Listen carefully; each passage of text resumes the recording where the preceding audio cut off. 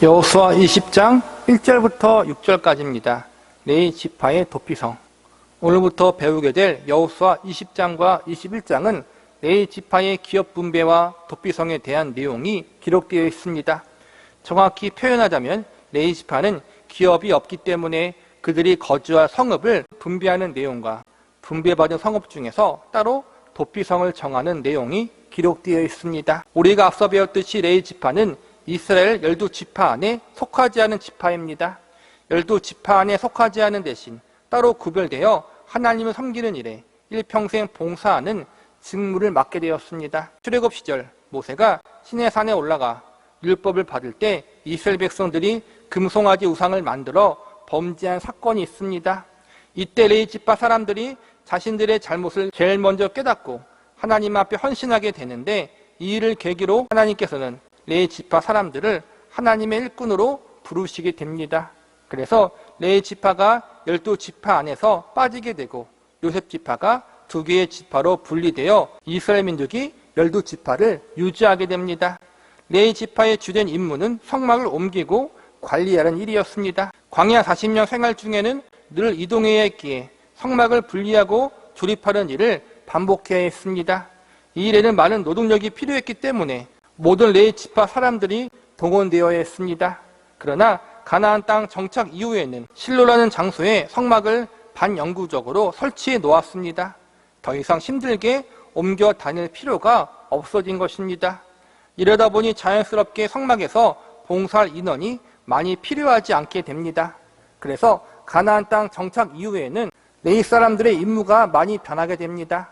광야 생활 중에는 레위 사람들이 성막의 이동과 조립에 대한 노동력을 제공하는 것이 주된 일이었다면, 가나안 땅 정착 이후에는 각 지역에 흩어져서 백성들을 말씀으로 가르치는 일을 감당하게 됩니다. 성막에서 일하는 봉사직만 맡은 것이 아니라는 것입니다.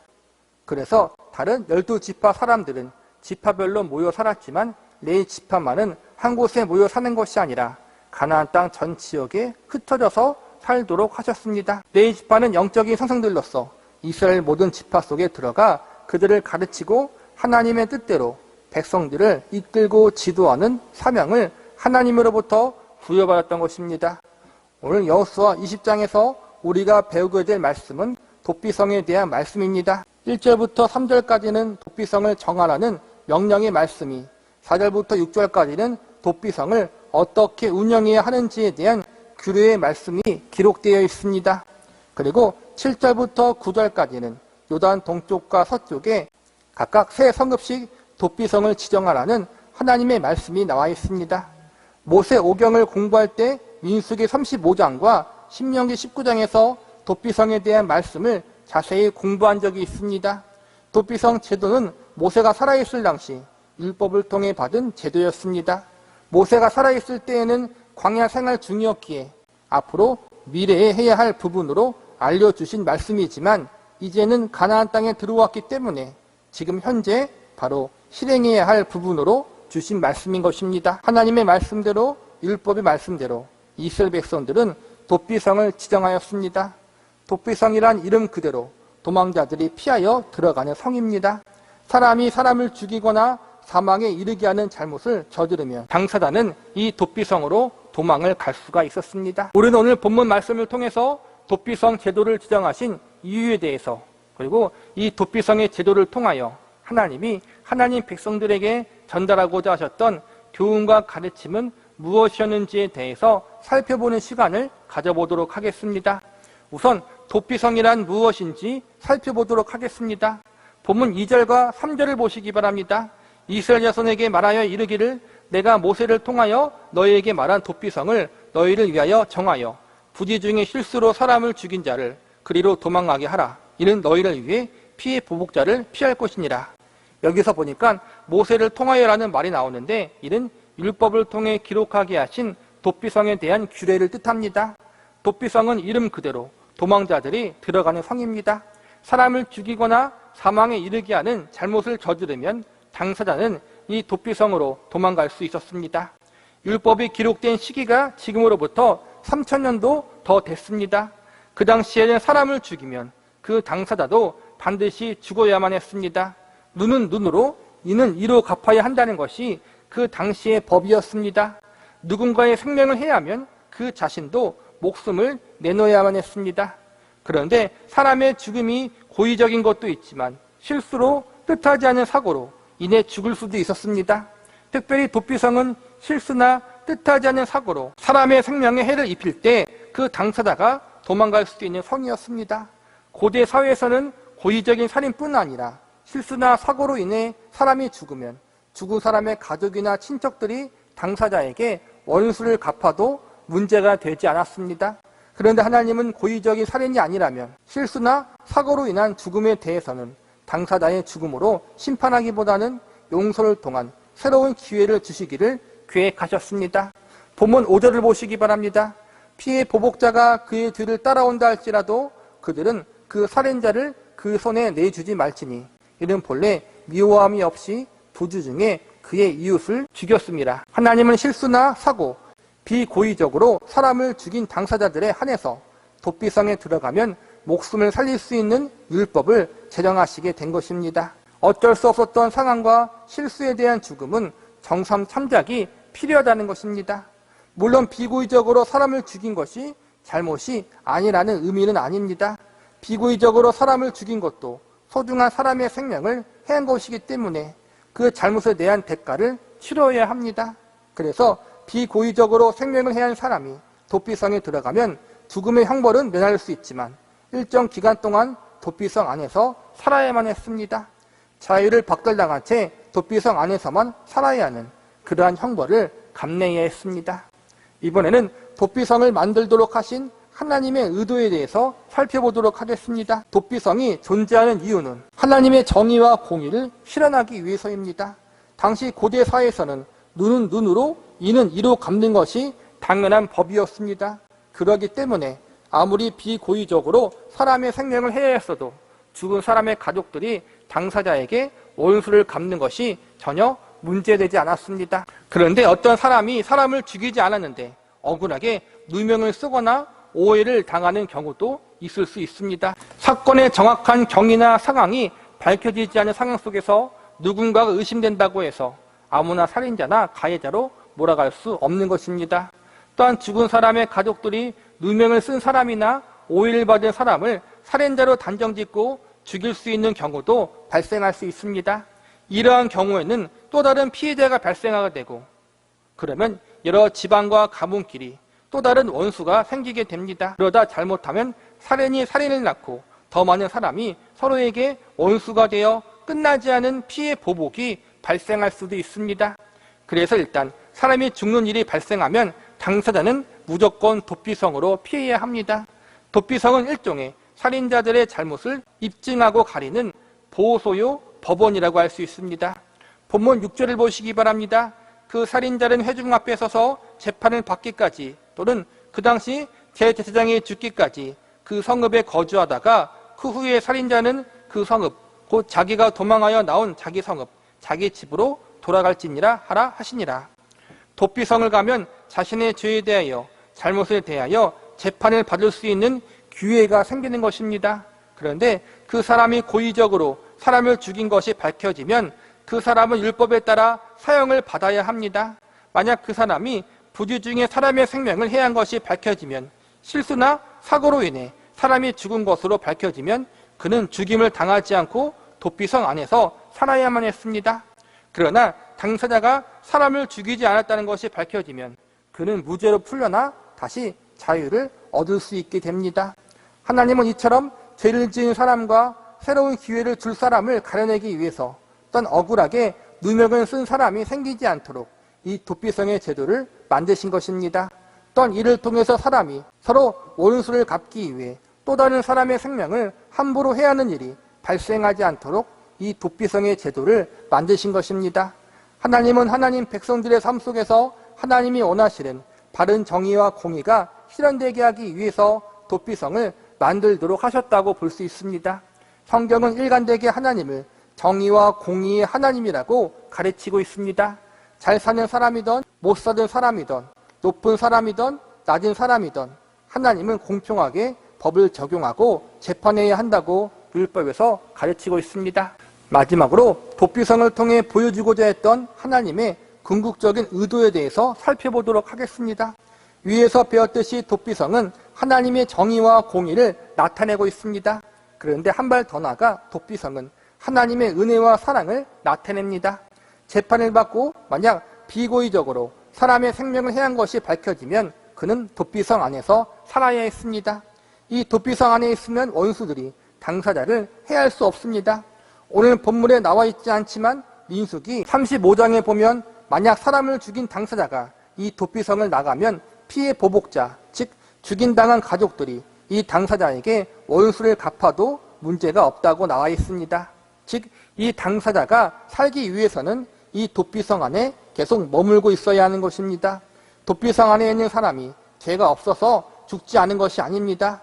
도피성 안에 있으면 죽이지 않는다는 하나님의 언약이 있기 때문에 생명을 부지할 수 있는 것입니다. 더 놀라운 것은 만약 그 당시 활동하고 있는 대제사장이 죽으면 그 즉시 그 죄가 모두 용서받게 되고 자유를 얻게 된다는 것입니다. 본문 6절을 다시 보시기 바랍니다. 그 살인자는 회중 앞에 서서 재판을 받기까지 또는 그 당시 대제사장이 죽기까지 그 성읍에 거주하다가 그 후에 그 살인자는 그 성읍 곧 자기가 도망하여 나온 자기 성읍 자기 집으로 돌아갈지니라 하라 하시니라. 도피성에 살다가 대제사장이 죽으면 집으로 돌아갈 수 있습니다. 이는 구약의 도피성 제도가 궁극적으로 신약의 예수 그리스도의 대속의 진리를 보여주고 있다는 가장 확실한 증거입니다. 구약의 모든 율법은 장차 올 예수 그리스도를 상징하고 가르치는 것입니다. 도피성 안에 있으면 원수들이 해할 수 없다는 규례는 예수님 안에 있으면 악한 세력들이 해할 수 없다는 복음의 진리를 미리 알려주고 있는 것입니다. 도피성에 있는 대제사장이 죽으면 죄와 죄의 형벌에서 자유하게 된다는 것은 예수님이 십자가에서 우리의 모든 죄와 죄의 형벌을 짊어지시고 죽으실 것을 미리 알려주고 있는 것입니다. 도피성 안에 있는 사람이 죄가 없다는 것이 아니라 죄는 있을지라도 하나님의 언약과 약속이 있기 때문에 생명을 보존할 수 있고 나중에는 구원과 자유를 얻을 수 있는 것입니다. 더욱 주목해서 볼 것은 도피성으로 피할 수 있는 사람에는 차별이 없다는 것입니다. 오늘의 마지막 구절인 본문 9절을 보시기 바랍니다.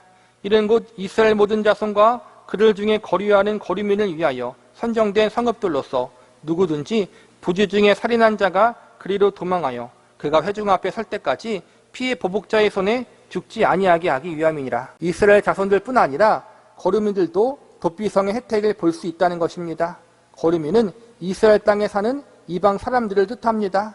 이방인들도 동일하게 도피성에 들어가면 공정하게 재판을 받을 수 있고 자신의 죄로부터 구원받을 수 있는 동일한 기회가 주어진 것입니다. 결국 도피성은 모든 사람을 차별 없이 대하시는 하나님의 은혜와 사랑을 보여주고 있는 것입니다. 복음 안에서 예수님 안에서 차별이 없는 하나님의 구원과 죄 용서함이 있습니다. 이 사실을 절대 잊지 마시기 바랍니다. 말씀을 마무리하겠습니다. 도피성은 하나님의 정의와 공의를 보여주는 제도입니다. 사람의 생명을 해한 사람들에 대해 공정한 재판을 통해 판결케 하는 것, 재판 없이 사람의 생명을 함부로 해하지 못하도록 하게 하신 것, 이 모든 것이 하나님의 정의와 공의를 나타내고 있는 것입니다. 또한 이 도피성 제도를 통해 하나님은 생명을 귀중히 여기라는 교훈을 주고 있습니다. 이유 없이 증거 없이 함부로 사람을 해하는 일이 없도록 도피성의 제도를 만드신 것입니다. 사람의 생명의 소중한 이유는 사람이 하나님의 형상대로 지음받았기 때문입니다. 그러므로 고의로 사람을 죽이는 행위는 하나님을 거역하는 행위가 됩니다. 그래서 그 자신도 사형을 당하는 것입니다. 그러나 실수라면 징계는 받지만 정상 참작이 될 수 있었습니다.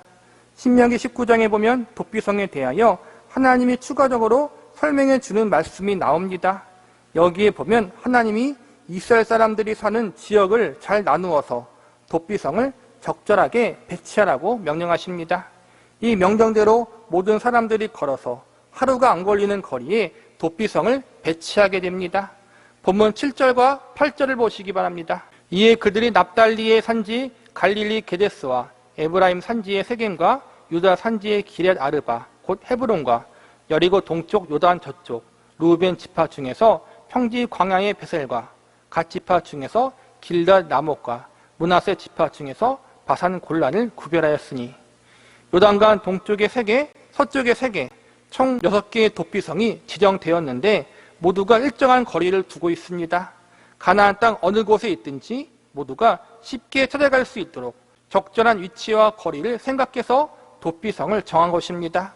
이와 더불어 도피성을 가는 길을 잘 만들고 관리하라고 명령하십니다.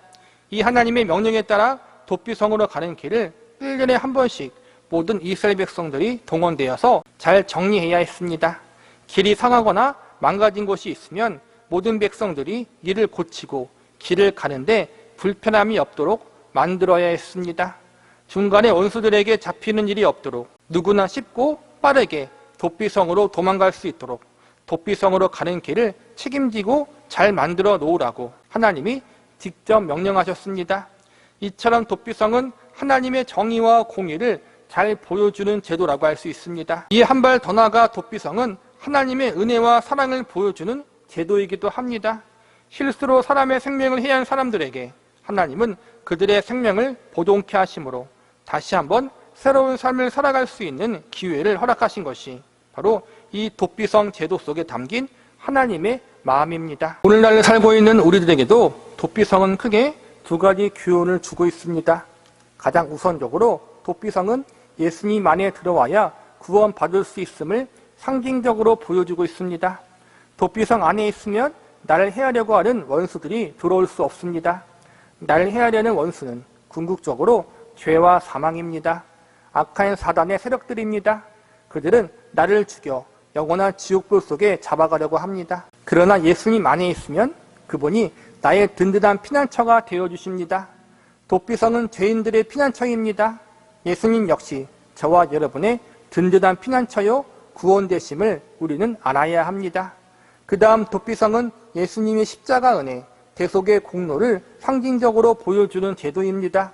도피성을 담당하고 있는 최고 책임자는 대제사장입니다. 그런데 그가 죽으면 도피성 안에 있던 죄인들은 모두 사면받을 수 있게 됩니다. 이는 훗날 예수님이 우리의 죄의 짐과 형벌을 짊어지시고 십자가에 달려 죽으실 것을 미리 보여주고 있는 것입니다. 예수님이 우리를 위해 십자가에 달려 죽으심으로 우리의 모든 죄와 허물들이 용서함을 받을 수 있었습니다. 예수님 안에 구원이 있다. 예수님의 십자가의 죽음, 이 대속의 공로 속에 죄 용서함의 은혜가 있다. 이것이 복음의 진리요, 우리가 믿는 믿음의 내용인 것입니다. 하나님은 이미 구약시대부터 이러한 복음의 진리를 예수 그리스도를 통한 죄 용서함과 구원의 진리를 알려주고 계셨던 것입니다. 본문 9절을 다시 보시기 바랍니다. 이런 곳 이스라엘 모든 자손과 그들 중에 거류하는 거류민을 위하여 선정된 성읍들로서 누구든지 부주 중에 살인한 자가 그리로 도망하여 그 회중 앞에 설 때까지 피해 보복자의 손에 죽지 아니하게 하기 위함이라. 여기서 보면 이스라엘 백성들뿐 아니라 이방인들도 들어갈 수 있다고 가르치고 있습니다. 즉 모든 사람이 이 도피성의 혜택을 받을 수 있다는 것입니다. 이런 앞으로 예수 그리스도를 통하여 모든 인류의 사람들이 구원의 은혜를 받을 수 있다는 사실을 알려주고 있습니다. 죄에 대하여 하나님은 엄격하십니다. 그러나 우리의 도피성이 되시고 피난처가 되시는 예수 그리스도 안에 있으면 하나님은 우리를 용서해 주시고 받아주십니다. 우리를 살리기 위해 십자가를 지시고 죽임당하신 예수님 안에 있으면 우리는 새 생명과 자유를 얻을 수 있습니다. 히브리서 4장 14절에 보면 이렇게 선언하고 있습니다. 그러므로 우리에게 큰 대제사장이 계시니 승천하시니 곧 하나님의 아들 예수시라. 우리가 믿는 도리를 굳게 잡을지어다.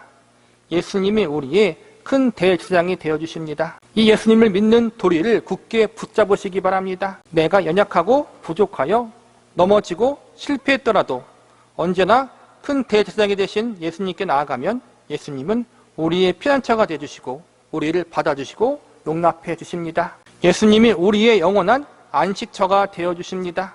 그러므로 신약을 살아가는 성도들은 늘 예수 그리스도라는 도피성 안에 살고 있다는 사실을 알고 있어야 합니다. 이어지는 히브리서 4장 16절에 보면 또한 이렇게 선언합니다. 그러므로 우리는 궁일하심을 받고 때를 따라 돕는 은혜를 얻기 위하여 은혜의 보좌 앞에 담대히 나아갈 것이니라. 그러므로 우리는 궁일하심을 받고 때를 따라 돕는 은혜를 얻기 위하여 은혜의 보좌 앞에 담대히 나아갈 것이니라. 이제 하나님의 보좌는 심판의 보좌, 두려움의 보좌가 아니라 은혜의 보좌입니다. 창조주 하나님, 정의와 공의의 하나님, 전지전능하신 하나님, 그 하나님은 더 이상 가까이 다가가기 힘든 하나님이 아니십니다. 우리에게 예수님을 통해 구원의 길을 열어주신 하나님께서는 구원하신 것으로 끝나지 않고 우리와 친밀한 교제를 하며 하나님을 더욱 깊이 알아가는 자들로 우리를 세우시기를 바라고 계십니다. 그러므로 우리는 이제 예수님 안에서 하나님 앞에 담대히 나아갈 수 있습니다. 예수님의 긍휼하심을 의지하여 우리의 믿음의 근원 되시고 경배의 대상 되시는 하나님을 더욱 깊이 만나고 알아가기를 기도합니다. 하나님과 교제하고 그분과 동행하는 자리에 설 수 있도록 하나님의 은혜의 보좌 앞에 담대히 나아갈 수 있는 저와 여러분이 되시기를 바랍니다. 여호수아 20장 7절에서부터 9절까지입니다. 하나님이 허락하신 유일한 피난처. 오늘 우리가 배울 본문은 도피성에 대한 것으로, 도피성이란 부지 중에 사람을 죽인 자들이 복수자의 칼을 피하여 생명을 보존할 수 있도록 특정한 성읍을 정한 것을 말합니다. 하나님께서는 이스라엘 백성들이 거하는 가나안 땅 요단 동편의 세 성읍과 서편의 세 성읍을 지정하셔서 가나안 땅 어디에 있든지 실수로 사람을 죽인 자는 그곳으로 쉽게 몸을 피할 수 있게 하셨습니다. 오늘 본문 7절에는 요단강 동쪽에 있는 세 성읍 게데스와 세겜과 헤브론이 지명되었고 8절에는 요단강 서쪽에 있는 세 성읍 베셀과 길르앗 라못과 골란이 도피성으로 지명되었다는 것을 알 수 있습니다. 흥미로운 것은 오늘 나오는 6개의 도피성의 각각 이름에는 매우 중요한 의미들이 들어있다는 것입니다. 이 성들의 이름들이 가지고 있는 의미는 다음과 같습니다. 우선 게데스는 거룩하다라는 뜻이 있고, 세겜은 어깨에 매다, 헤브론은 친교, 라못은 영광스럽게 하다, 베셀은 요새, 골란은 기쁘다라는 뜻을 지니고 있다고 합니다. 이 도피성들 이름에 담겨있는 뜻은 어찌 보면 모두 하나님의 은혜에 대한 상징을 나타내고 있다고 할 수 있습니다. 한 발 더 나아가 이 6개의 도피성의 이름은 오늘날 우리의 구원자이신 예수님이 가지고 계시는 특성들을 알려주고 있는 역할을 하고 있다고 볼 수 있습니다. 구약에 있어 죄인들의 피난처가 도피성이라면 신약에 들어와서 죄인들의 피난처는 예수 그리스도가 되십니다. 사실 도피성은 예수님이 인류의 구원자요 피난처가 되신다는 사실을 미리 알려주는 그림자의 역할을 했다고 할 수 있습니다. 우리는 오늘 본문에 나타난 도피성의 이름에 담긴 의미를 살펴보면서 왜 예수 그리스도가 우리에게 있어 참된 피난처가 될 수 있는지 그 이유에 대하여 알아보는 시간을 가져보도록 하겠습니다. 첫 번째로 게데스라는 도피성의 의미를 살펴보겠습니다. 게데스라는 이름은 거룩하다 혹은 거룩한 곳이라는 뜻이 담겨져 있다고 합니다. 거룩이란 이름을 가진 도피성은 앞으로 오실 메시아의 신 예수님의 특성을 알려주는 역할을 하고 있습니다. 도피성의 가장 대표적인 기능은 바로 부지 중에 살인을 저지른 사람이 몸을 피하는 곳입니다. 비록 부지 중에 죄를 저질렀지만 그는 죄인입니다. 이 죄인에게 가장 필요한 것이 무엇일까요? 깨끗함, 죄로부터의 구별, 죽음으로부터의 구원입니다. 도피성에 들어간 사람은 죄로부터 구별되고 죽음으로부터 구원을 받을 수 있습니다. 이는 마치 예수님 안에 들어간 사람은 죄 사함을 받고 구원을 받을 수 있다는 복음의 소식과도 같은 것입니다. 하나님은 거룩하시고 아무 흠이 없으신 예수 그리스도를 예비하셔서 우리를 대신해서 죄의 값을 치르게 하셨습니다. 사람의 공로로 종교적 의식으로 온전히 해결할 수 없는 죄의 문제를 완벽하게 해결해 줄 수 있는 분은 오직 예수님밖에 없습니다.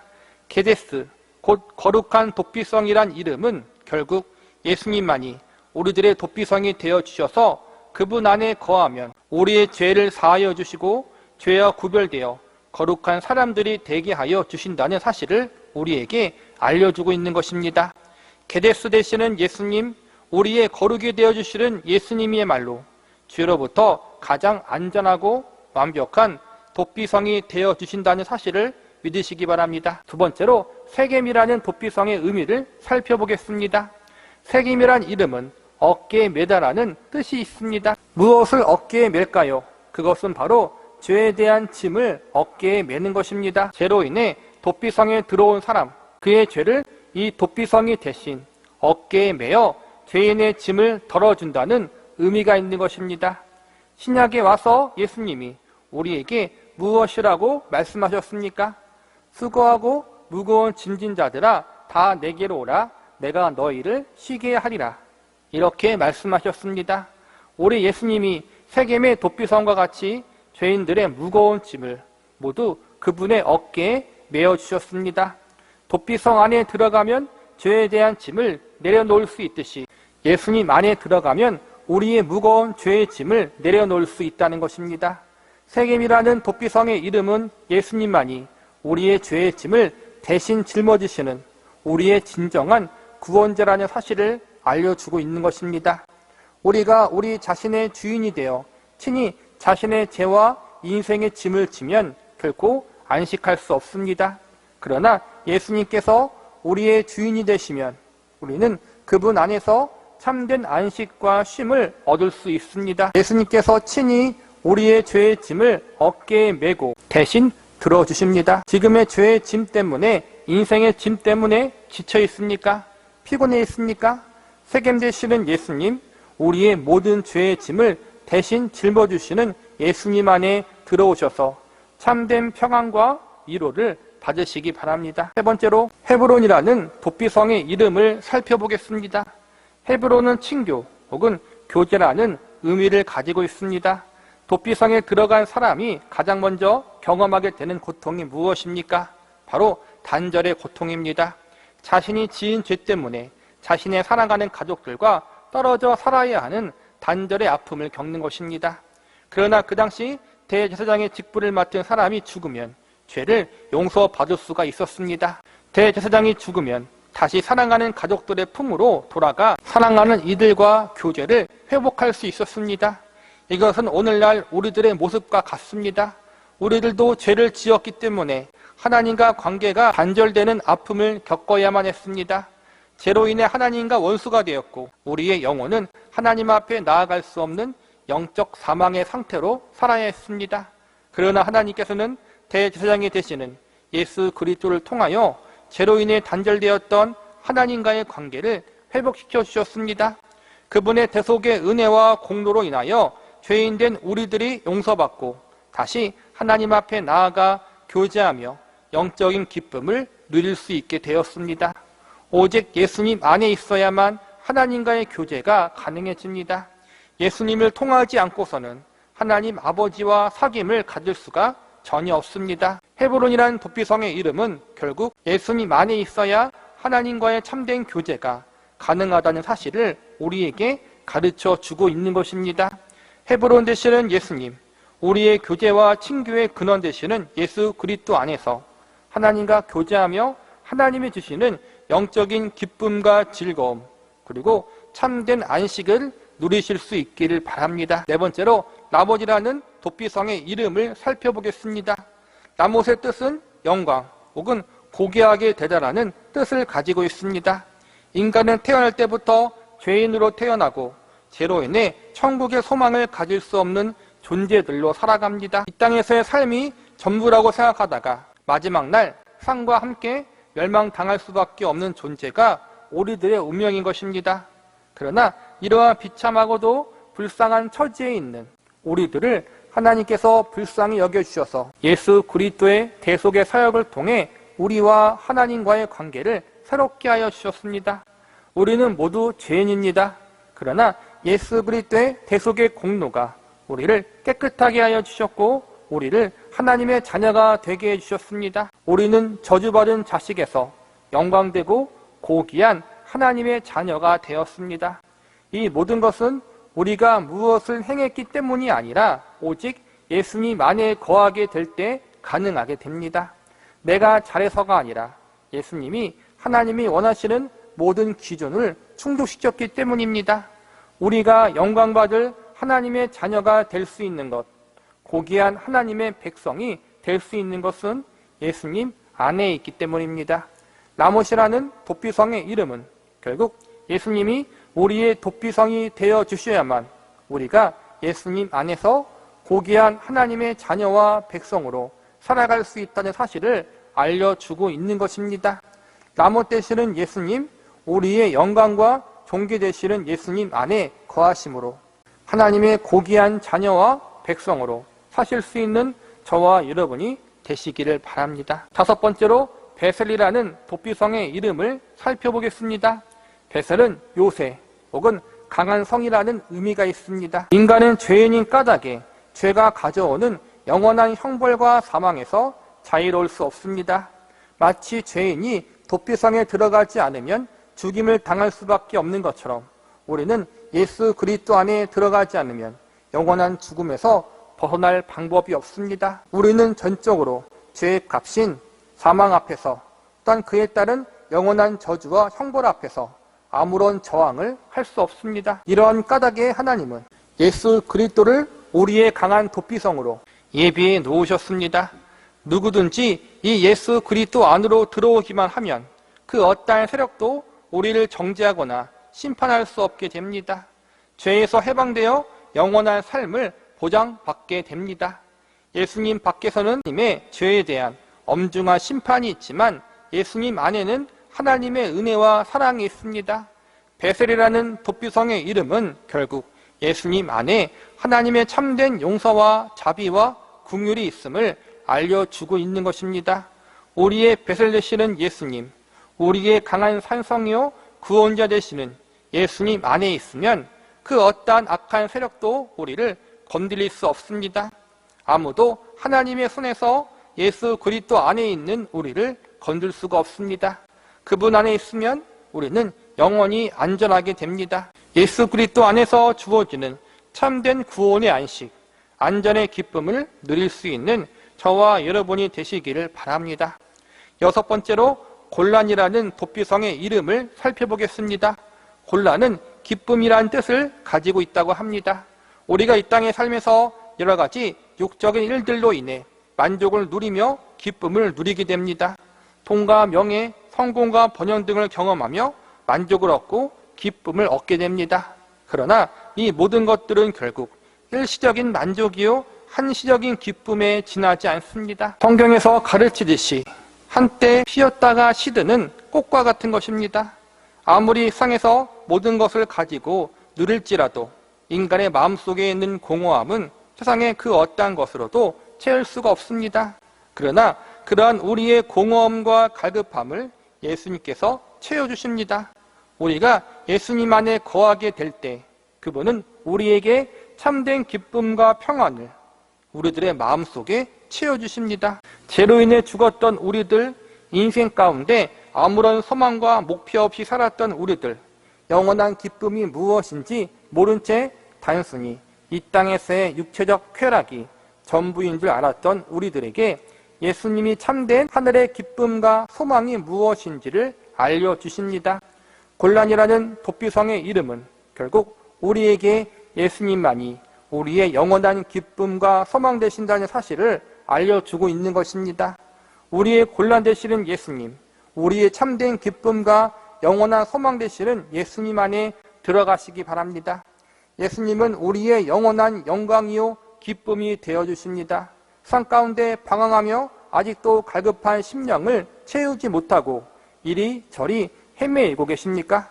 우리 모두 우리의 피난처 되시는 예수님 안에서 참된 만족과 기쁨, 소망을 얻을 수 있기를 바랍니다. 말씀을 마무리하겠습니다. 오늘 말씀의 결론은 예수님이 우리의 유일한 피난처요 구원자라는 것입니다. 성경에 보니까 하나님께서 직접 도피성의 규례와 제도를 계획하신 것을 발견합니다. 이스라엘 백성들이 스스로 알아서 도피성의 법을 만든 것이 아니라는 것입니다.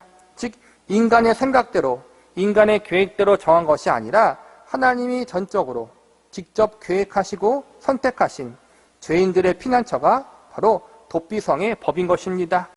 궁극적으로 구약에 있어 사람들의 피난처가 되었던 이 도피성의 규례와 법은 신약에 오실 예수 그리스도의 모형이며 그림자가 됩니다. 하나님이 인류의 모든 죄를 해결하기 위해서 온 인류의 죄에 대한 대가를 치르게 하기 위해 예수님을 메시아로 준비하셨습니다.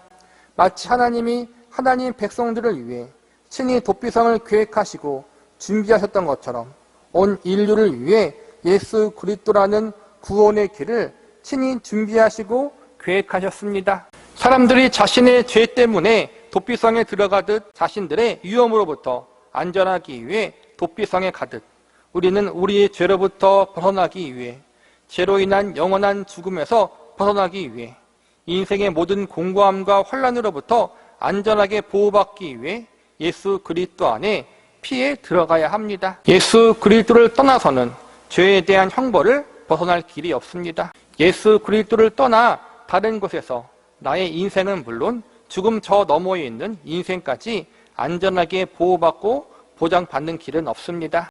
이것은 선택의 문제가 아니라 필수입니다. 왜 예수 그리스도가 우리의 피난처로 유일한 길이 됩니까? 우리의 죄로부터 유일한 도피성이 될 수 있습니까? 그것은 예수님만이 하나님의 공의와 사랑을 가장 완벽하게 만족시키시는 분이기 때문입니다. 우리 인간들은 죄로 인해 하나님과 단절되었습니다. 아담으로부터 내려온 죄, 우리 조상 붐으로부터 내려온 죄, 내 자신이 저지른 죄 때문에 이젠 영원한 심판, 지옥의 불에 들어갈 수밖에 없는 존재가 되었습니다. 그러나 사랑의 하나님께서 내가 받아야 할 그 심판을 예수 그리스도께서 십자가를 지게 하심으로 십자가에서 보배로운 피를 흘리시고 속죄의 제물이 되게 하심으로 우리의 죄의 문제를 완전하게 해결하게 하셨습니다. 예수님의 생명의 값으로 우리의 죄의 값을 대신 치르게 하신 것입니다. 그리고 그 예수 그리스도를 다시 죽은 지 사흘 만에 부활케 하시어 하나님 우편에 올라가게 하셨습니다. 이제 죄에 대한 대가를 대신 지불하신 것에서 끝나지 않고 우리가 예수님처럼 다시 부활하고 하나님과 함께 영원히 살 수 있는 소망을 함께 주신 것입니다. 그리고 영원히 살아계신 예수님께서 우리의 인생과 운명을 영원히 책임져 주신다는 사실을 우리에게 알려주고 계십니다. 도피성에 들어온 사람은 그 어떤 외부의 위험으로부터 안전하듯이 예수님 안에 있는 한 그 누구도 우리를 건들 수 없습니다. 그래서 성경은 이렇게 선포합니다.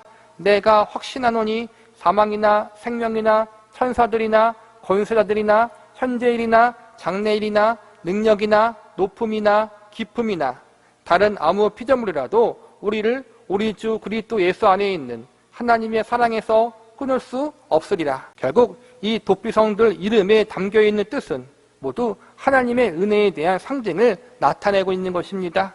그리고 한 발 더 나아가 이 6개의 도피성의 이름은 오늘날 우리의 구원자이신 예수님이 가지고 계시는 특성들과 같다고 말할 수 있습니다.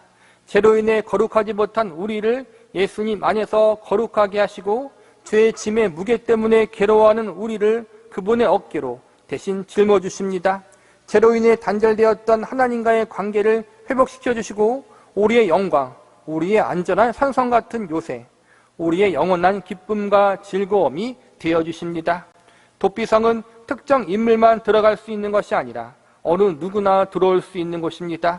도피성에는 이스라엘 백성들뿐 아니라 다른 나라 사람들, 이방인과 나그네 된 외국인도 들어올 수 있습니다. 신분이나 국적을 막론하고 누구나 들어와 위험을 피할 수 있는 피난처였던 것입니다. 이 도피성은 죄를 지은 자뿐 아니라 그 어떠한 사람이라도 강도와 도둑의 위험으로부터 잠시 몸을 피할 수도 있습니다. 또한 이 도피성은 누군가 도피성으로 피할 일이 생기면 누구든지 쉽게 들어갈 수 있도록 이스라엘 땅 전체 골고루 있습니다. 너무 멀어서 가지 못하거나 차별이 심하여 갈 수 없는 것이 아니라 어느 누구나 나아갈 수 있는 곳이 바로 도피성입니다. 어느 누구나 출입에 제한 없이 위험이 있으면 피할 수 있는 곳, 또한 여행 중에 피곤할 때 쉬어갈 수 있는 곳, 그곳이 도피성입니다. 누구든지 목마르거든 내게로 와서 마시라고 하신 예수님, 수고하고 무거운 짐진 자들은 다 내게로 와 쉼을 얻으라고 하신 예수님, 이 예수님은 우리의 진정한 도피성입니다. 우리 모두 우리의 피난처가 되시는 예수님 안에 참된 평안과 쉼을 얻기 바랍니다. 한 여인이 있었습니다. 이 여인은 10대의 젊은 나이에 결혼하게 되고 아이를 낳았습니다. 그런 그녀의 남편은 이 여자와 20살도 넘게 차이가 났습니다. 이 남편은 젊은 아내를 놔두고 수시로 바람을 피우고 몇 달 동안 밖으로 나가 연락을 하지 않는 일들이 자주 일어났습니다. 이 여인은 자신의 신세를 한탄하며 술을 마시며 나를 지새우며 알코올 중독에까지 이르렀습니다. 마침내 남편에게 버림받은 이 여인은 자신의 어린 아들을 버리고 집을 나가버렸습니다. 버림받은 아이는 추위와 배고픔과 싸워야 했습니다. 정상적인 음식을 먹을 때보다는 쓰레기통에 나오는 음식물을 먹고 살 때가 더 많았습니다. 그런 그 아이는 나중에 길거리에 갱단이 되어 온갖 못된 짓을 저지르고 다녔습니다. 그러나 이 아이는 하나님의 은혜로 선교사들을 만나 복음을 듣게 되고 회심하여 선교사가 되었습니다. 20년의 시간이 지났습니다. 자기 한 몸 살겠다고 아이를 버리고 떠났던 이 여인은 잘 살기보다는 오히려 인생을 술과 함께 방탕하게 보내 이미 온몸이 망가져 있었습니다. 더 이상 자신의 인생의 미래도 보이지 않았습니다. 그러던 중 그녀는 자신이 과거 버렸던 아들에 대한 소식을 듣게 됩니다. 자신의 그 아들이 선교사가 되어 이곳저곳에 집회를 한다는 이야기였습니다. 어머니는 고민 끝에 아들이 인도하는 집회에 가게 됩니다. 그리고 그곳에서 자신의 아들이 전한 복음을 듣고 예수님을 영접하게 되었습니다. 그리고 아들과 화해한 이 여인은 이 순간부터 인생이 달라지기 시작했습니다. 그동안 그렇게 피우던 담배도 끊고 술도 끊었습니다. 그리고 점차 잃어버렸던 건강을 회복하였고 그녀는 자신의 삶을 주님께로 헌신하기로 결심하게 되었습니다. 그래서 그녀는 자신의 아들과 함께 선교사로서 복음 증거 사역을 감당하게 되었습니다. 훗날 아들과 어머니는 자신들을 버린 아버지를 만났고 그 아버지의 임종 전 예수님을 영접하게 하였습니다. 이 이야기는 아프리카에서 사역했던 스티븐 룽구 선교사의 이야기입니다. 부모들의 죄, 자신들의 죄로 인해 한 가정은 완전히 무너졌습니다. 가정뿐만 아니라 그 속에 있던 개개인들도 인간다운 삶을 살지 못하였습니다. 그러나 이들은 예수 그리스도를 만난 순간부터 삶이 변화되었고 인생이 새롭게 되었습니다. 가정이 회복되고 삶이 회복되었습니다. 어느 누구도 그들을 품어줄 수 없었지만 어느 누구도 그들을 받아주지 않았지만 예수님은 그들을 외면하지 않으시고 그들을 품어주시고 위로해 주셨습니다. 세상 속에서 참된 만족과 안식을 누리지 못했던 이들 가정은 예수님을 만나서야 참된 만족과 안식을 누리고 모든 방황을 끝냈습니다. 이처럼 예수님은 우리의 피난처가 되십니다. 우리의 피할 도피성이 되어주십니다. 세상은 우리를 버리고 우리를 정죄할 때 주님은 우리를 위로해 주시고 감싸 주십니다. 물론 잘못과 죄를 그저 덮어주는 것이 아니라 우리가 회개하고 자복하고 뉘우칠 수 있도록 우리를 인도해 주십니다. 그리고 변화받고 새 사람이 될 수 있도록 은혜를 부어주십니다. 기독교 역사를 쭉 살펴보면 도저히 변화될 희망이 없어 보였던 수많은 죄인들이 예수님 안에서 새롭게 변화되었다는 사실을 배우게 됩니다. 예수님은 우리의 희망 없는 인생들의 상처를 치료하시고 우리들의 삶 속에 희망과 죄의 용서를 선포하십니다. 나를 거룩하게 하시고 나의 모든 인생의 짐을 대신 짊어주시고 나와 영원히 함께 하시는 예수님, 나의 영광이 되시고 나를 안전하게 보호하시고 나의 기쁨 되시는 예수 그리스도 안에 나의 인생을 맡기고 그분 안에 영원히 거할 수 있는 저와 여러분이 되시기를 간절히 바라겠습니다.